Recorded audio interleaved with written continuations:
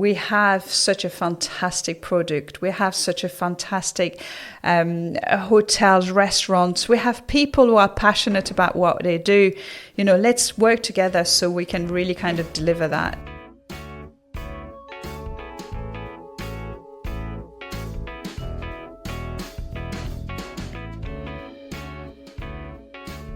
That was Claire Boscq, the newly appointed Chief Executive of the Jersey Hospitality Association. Claire joins at a critical time for the island's hotels, restaurants, bars and clubs. Crippled by the pandemic and financially propped up by taxpayers, the industry is finally starting to find its feet, only to be hamstrung by labour shortages and the pressure that puts on existing staff. And let's not forget the island's rising population is a critical concern of many islanders, with politicians due to debate a new policy before the end of the year. And then we have the elections and a new government next summer. So it looks like Claire has a full in-tray, but she fortunately found the time to talk to Bailiwick Express to share her background, views and aims as the new voice of hospitality. Just to start off, for those who perhaps don't know your background, could you tell me a little bit about yourself, a potted history of Claire? Yes, absolutely. I'd love to. So I'm French originally. I'm sorry, it's one of those things. But and I fell in love with Jersey 30 years ago. I was born in Paris, and my parents decided to open up a restaurant down the south of France. So from probably the age of about 7, I was carrying plates. And I guess when you're in that industry, you either love it or hate it. And I just loved it. I love that interaction with people. I love them watching, having fun, enjoying food and wine. And so I kind of continued that way. I did my catering school in Nice. And then I knew I needed to speak English to be better in what I was doing in my job. So I wrote letters, hundreds of letters in those days, no emails. And I got contacted by a little lady who used to do recruitment here in Jersey and found me a job as a receptionist at Le Couperon de Roselle. Do you remember Le Couperon de Roselle? Yeah, absolutely. So that was my very, very first season here, and I fell in love with it. I did 3 summer seasons in Jersey, and then I was doing ski resort in France. Those were the days, right, when you're young and you can do this. And then I worked in Disney World in Florida. So again, that was a whole year in Mickey Mouse University. That whole customer experience, that was the very, very first time where I really thought, wow, this is what we need to do to have a thriving business. We need to look after our cast members. At the time, we were called cast members, but your employees. You need to create an experience where people feel good, they want to work here, and they give that great, amazing customer experience. So Disney was an incredible platform for me to continue that passion that I had within the customer experience industry. And then I came back to England. I did a bit of traveling in between in Europe and came back to Jersey 21 years ago. Right. Wow. So you've been here a while. And tell me about the work that you did in Jersey. So I actually came to Jersey to run the Sunrise Bay Hotel, which was where I did my second season. So I ran the hotel. I was a little receptionist at the time. So it was interesting. It's Sunrise Bay Hotel is very special. You have customers who've been coming for years and years and years, and they come here because they felt at home. They felt, they had their table, their rooms, their mattresses in the garden. Absolutely love that service side of it. And then I wanted to do a bit of a change, so I decided to go to the Royal Yacht when we did a tiny little refurbishment. I don't know if you remember. So I was there to do the opening of the hotel, and it was an incredible experience, absolutely incredible experience. And every time I walk in the hotel, I have goosebumps because I always feel there's a bit of me still in there. Yes, I understand. Very, very cherish. And then I decided to go back out west and work at Lorison Hotel. Right. So part of a hand-picked group, which again, a completely different setup, very much conference orientated, a lot of the group and structure within the hotel. So I've learned a lot in terms of budgets and strategies and staff training and all those kind of things, and very, very much into the operation side of it. So that was 12 years ago. And I decided to kind of, it was time maybe just to do something else. So I was getting divorced at the time. My kids were 6 and 10. And, I was kind of, I needed to be around my children a little bit more as a single mom. And so I decided to set up a business. Why not? And the business was, I realized that there was no one in Jersey actually doing mystery shopping. And so the measurement of that customer service or that customer experience, and that's how it all started. So I've used the experience from the Handpick group, where we used to have mystery guests, flying them over, paying for the expenses and everything. And I thought, surely we should be able to do that locally. And after doing a bit of research, I realized we didn't. So that's how it all started, with mystery shopping. And very quickly, so it was kind of seeing it from the other side of the coin. So I became a service provider to the industry, seeing it from the other side and helping them to really deliver that amazing, great customer service. So very quickly grow into Pan Island, doing some work in Jersey, Guernsey, the Isle of Man, the Isle of Wight. And it really grew into just mystery shopping, to a lot more understanding the customer journey, understanding what the customer loyalty is, training the staff. And the last few years, I've done a lot of keynote presentation and working more around in global organization and global association, talking and, inspiring people and giving them ideas on how they can really improve their service delivery. It's quite interesting, because one thing that the industry at the moment is clearly going through a lot of change. It's going through a lot of struggle. It's garnered a lot of recruitment issues, and there are some customer service issues as well. So do you think your background there, your experience out of hospitality in that world of customer experience, will be of benefit now that you're leading an organisation which speaks for hundreds and hundreds of businesses in that industry? And it's actually, that was that moment in time when in my head I realised that I could just help not only several businesses just by myself, but suddenly taking it to the next level and helping hundreds of businesses. And the big vision for me has always been, my purpose has always been to inspire businesses to deliver amazing customer experiences. So being able to be here, part of the industry, and being able to help, achieving that, welcoming, Visit Jersey has a vision of 1 million customers, 1 million tourists by 2030. We are going to be doing that. We are going to be bringing that experience, delivering that experience. And this is where, working together, it's going to be an amazing way to be able to get to that point where we have such a fantastic product. We have such a fantastic hotels, restaurants. We have people who are passionate about what they do. Let's work together so we can really kind of deliver that. It's a very interesting time to be taking over the reins of the JHA, isn't it? We've obviously have 18 months of COVID, and it's no secret that many businesses are struggling to recruit, are struggling to provide enough people to provide their service.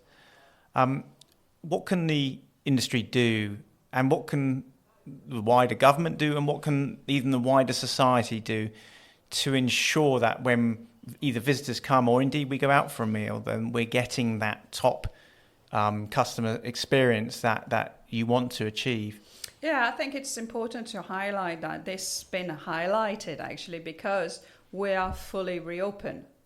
And, suddenly people are walking in a street without masks. It's like almost everything's back to normal, if normal is the right word. But for some reason, everybody kind of expect everything just to be from the click of a finger to actually be back to that level, when actually all of businesses are still finding their feet. They have hygiene issues, so they've got to have higher maintenance in all sorts of areas to keep their hygiene and keep their customers safe, their employees safe. So all those things have an effect on the service delivery. They'll have an effect with the supply chain. If boats are slow to come, there may not be enough food. You may have all those things. So it's not just a hospitality who's finding it difficult, but the whole island is going to find it difficult. And we need, as an island, to support that and understand that and be perhaps maybe a bit more patient, a bit more understanding, bring a bit more compassion. When you are in a restaurant and it takes a little extra 20 minutes, understand that there's a backup behind it, and that's the reason why it's not that particular waitress's fault or waiter's fault. It's everything else around it. So yes, as a local going into supporting the industry, it's amazing. We need you to share some love about the hospitality industry and bring a little bit more patience and empathy. And what about specifically getting people into work? Is there an opportunity for more locals perhaps to go into hospitality? And also how, if the island is going to look outside for staff, can we do that in a better way? Yes, absolutely. Some of the key areas that will be really kind of high up in my agenda is that recruitment part of it. Yes, absolutely. We want the young youth of our new generation to really understand and have a perception, remove that perception that, hospitality, it's not for us kind of thing. It's beautiful to work in hospitality. It's amazing. You can work different shifts. You can work different time. You can be a waiter, but yes, you can be a marketing manager. You can be a financial director. You can be traveling the world. It's such a beautiful industry to work and actually have a career about it. I started carrying plate at 7. Run hotels, many years later. So there is a career that can be done. And so speaking to the schools, I'm going to start doing this, really inspiring them and showing them that there's more to it than just maybe the perception that what they have of it. And the parents as well. We need to bring the parents to kind of say, yes, it's a great industry. Go and do, try it out, and now you can work from the age of 14, 15, right? So, you can go and do a few hours here and a few hours there.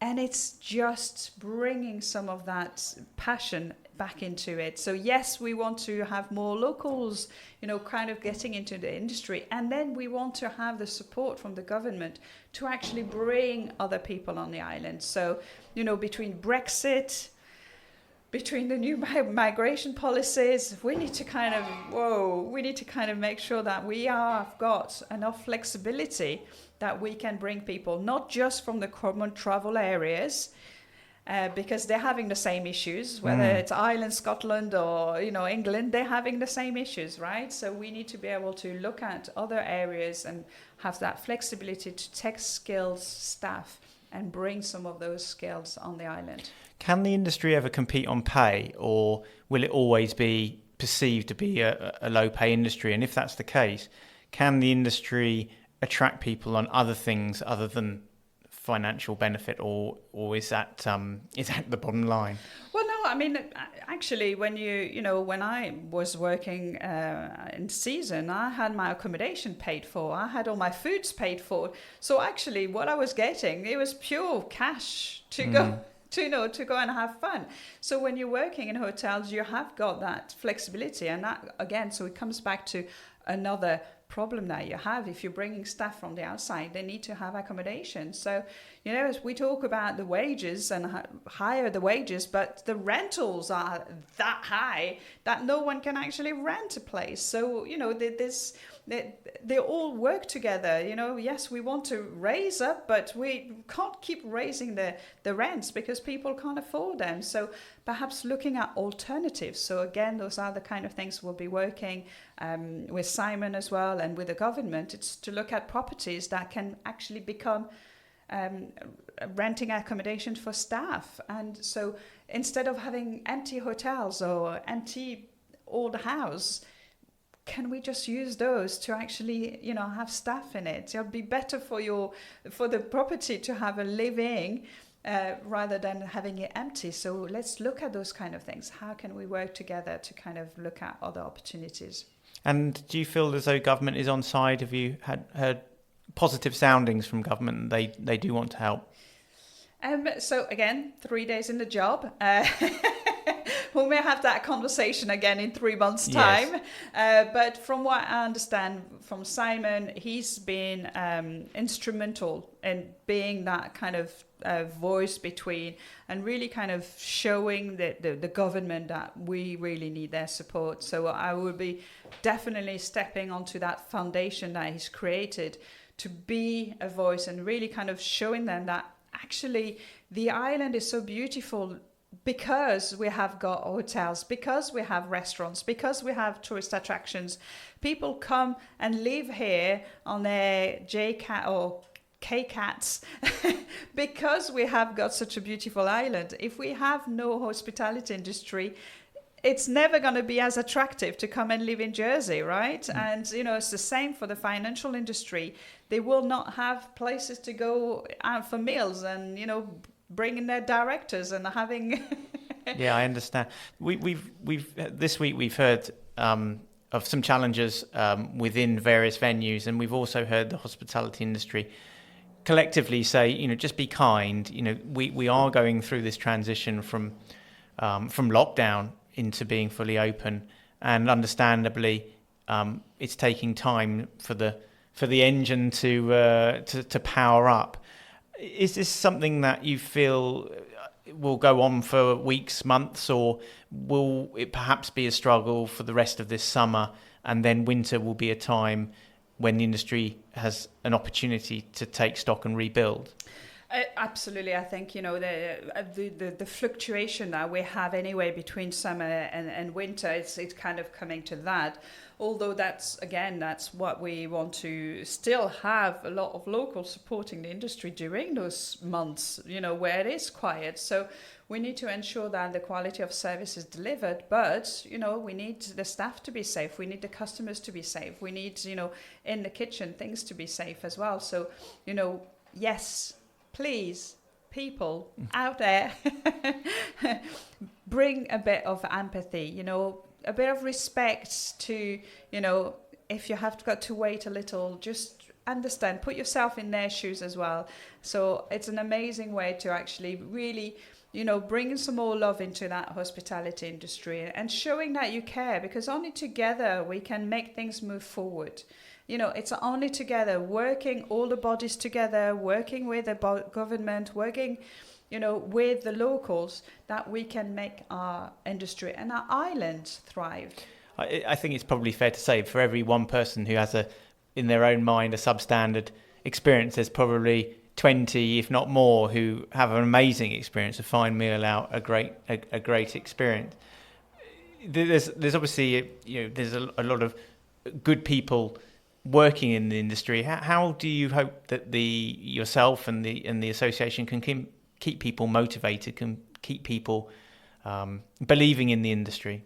Yeah, and I think this is it. I mean, I've known, so yes, I was running hotels 20 years ago, and I've had some incredible messages from people, wishing me well for this new position. And I think also being able to understand that having that hospitality background, but also having that business background, it just brings a real different mixture of the expertise that I can bring. So, it's really going to be, first I need to understand where they all are, of course. This is my kind of things for the next few weeks anyway, to meet as many members as we can, and then working on what their priorities, and then having a plan so we can really, and again, it's we need to do things now. I mean, it's great to look at plans for 5-10 years ago, but in 10 years time we need help now, not in 10 years time, right? So yes. What are the things that we can be doing which are going to make an effect now for the whole island, not just the hospitality industry, because we all are interlinking with each other. And you mentioned about the government assistance potentially identifying properties that could be staff accommodation. Are there other areas that you feel as though government needs to engage more, and you need to engage more with government.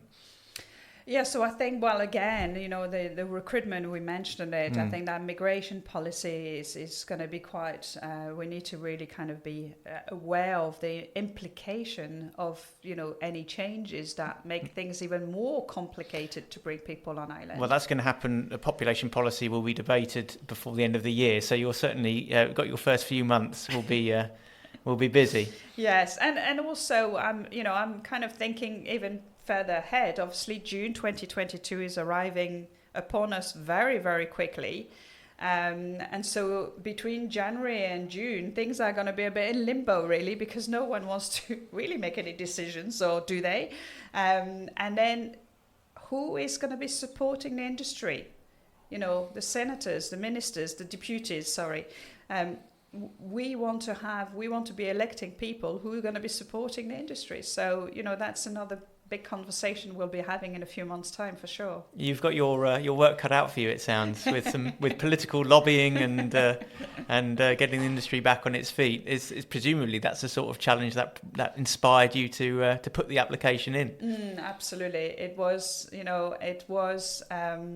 It's that impact, and again, Simon's done such a great job in funding that, making that foundations. Now it's a platform where together we can kind of move forward and bring in some ideas and trying things out. And if it doesn't work, we can try something else, but at least we're trying, right? So let's doing things together. That industry, everybody wants to make it work. Everybody wants our island to be more beautiful and creating better experiences. So, we can do it. We just need to work together and, bring all of our passions together. Thanks to Claire Boscq for talking with me today, and thank you for listening to the Bailiwick Podcast. You can find the podcast on all the usual pod places, and don't forget to like and share. The music at the beginning and end of this podcast is I Shift My Weight by Luno. Tune in next week for more.